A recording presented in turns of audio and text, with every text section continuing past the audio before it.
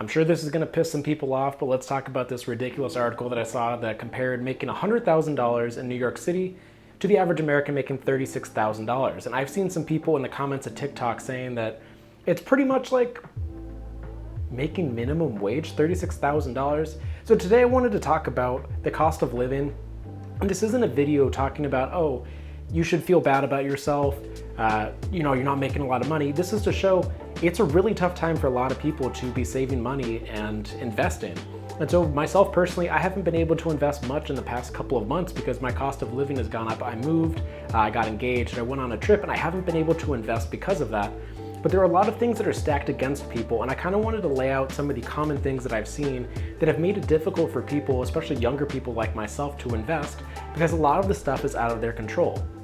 You can think recently about stories about the prices of eggs going up 10x because of the avian flu that was going around, and they had to kill off a lot of the chickens, so supply and demand, supply went down, demand stayed the same, so the price goes up.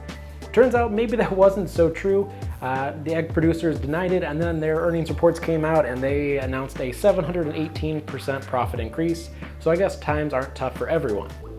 So let's talk about some of the main things that go along with normal expenses. When you hear boomers talking about young people just don't want to work these days or they need to cut down on their Starbucks, there are some big things in life that are kind of out of your control to the most part. So let's talk about some of them. First one is going to be rent, or where you're going to be living. This graphic that I'm going to put up right now shows the average monthly rent in New York City versus other major US cities like Philadelphia, DC, Boston, and Los Angeles. And the first thing that should jump out to you is just how ridiculous New York City is. Studio being $3,300 per month. The studio that we lived in Portland, Oregon was, I think, $1,100 a month. So having that be 3x is just ridiculous to think about. So when you see the article saying that making $100,000 in New York City is like making $36,000, that's actually kind of an interesting comparison because $36,000 is pretty close to the median when you think of average workers in the United States. We have to use median, not average, because the average gets skewed by the bazillionaires. They're going to pull up the number. But $36,000 a year ends up being $17.31 per hour, which when you compare it to the federal minimum wage that is $7.25 somehow still, most of the states in the US have a minimum wage that's above $10, but that's not completely true. It's an important reminder that people are living off of less than $36,000 a year. So this isn't supposed to be talking down about making that much money. That's how much money I made in the last year. It's more to show that the cost of living in some places may be unattainable and unrealistic for a lot of people. This was something that I had to deal with firsthand. I grew up in the Bay Area, and after I went to college, I was going to college to be a biologist.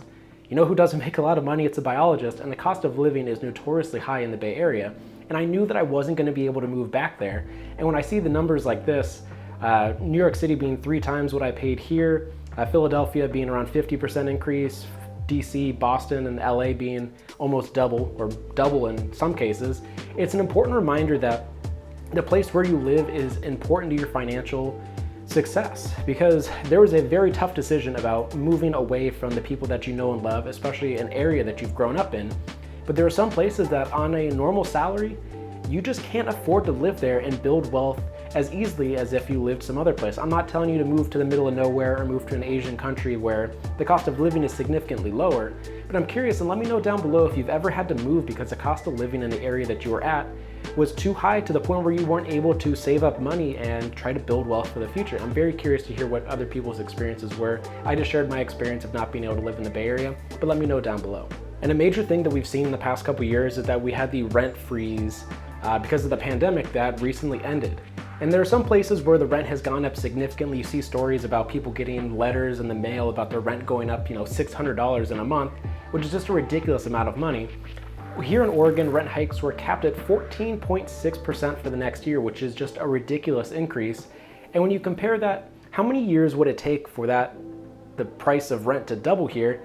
Surprisingly, it is 5 years. So if the rent hikes continue at the rate that they're allowed to, because landlords aren't going to be like, oh, we can do 14%, let's just do like a 3% increase. No, they're probably going to get pretty close to that number. That means that rents could double in the next 5 years. And capitalism is sucking people dry, and it's so sad to see. We've seen the trend of people buying Airbnbs during the pandemic and renting them out as short-term rentals versus long-term rentals because it's more profitable to them.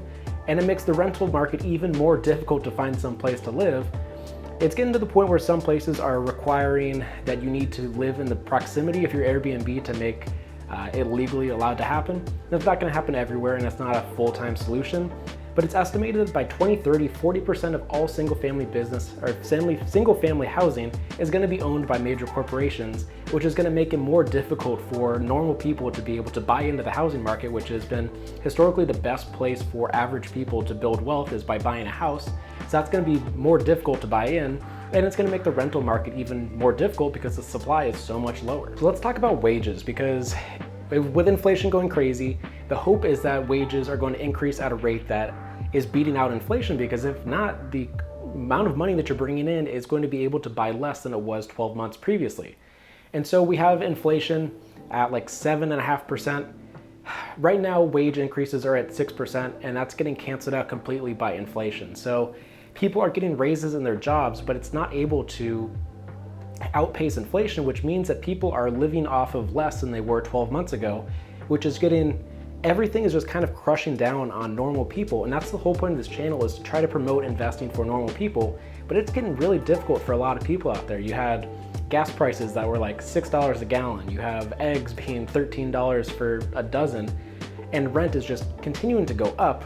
So you get to the point where wages are not able to keep up with it. And going back to New York City, we talked about $100,000 being the equivalent of $36,000 in the middle of America. Let's kind of look to see what the salary range looks like. The median income is going to be $50,000 in New York City, and you can see that it goes down to $25,000. So people are still being able to make it work, but unfortunately they're not going to be able to save any money because the cost of living is so high. The cost of living in an area is not a fun topic to discuss because people have built their entire lives around a specific area. It's the people, it's jobs, connections. You don't want to have to leave that area, but it gets to the point where if the cost of living outpaces how much you're able to make and save, it may be unrealistic to try to build a future in that area. And that is something that I had to deal with really early on before I had made any money and had really settled down. As I was getting out of college, I grew up in the Bay Area, went to school in Oregon, and I was thinking, well, I could go back to the Bay Area. I've got a couple friends back there, but I don't think I can afford it. So I'm going to move up to the larger city up in Oregon. So I moved to Portland, and it was a really difficult financial decision to make. And I think it's been the best for me. Obviously, I'm still here and I love it up here, but it was very difficult. And I think when people on YouTube especially are talking about the important decisions of personal finance, there's a lot of discussion about increasing your income and lowering your expenses. Fantastic. But it gets to the point where the cost of living in an area can outpace the amount of money that you're able to make, or if you're trying to increase your wages, it may get to the point where living in an area is unsustainable. And that's a really sad fact that we're realizing right now. But rent is getting out of control, the cost of goods is going up significantly, and wages have not been able to outpace those increases. So it gets tougher and tougher to live in areas that people have grown up in and have set roots. So this is not a fun topic to talk about, but I'm very curious to hear what your thoughts on it.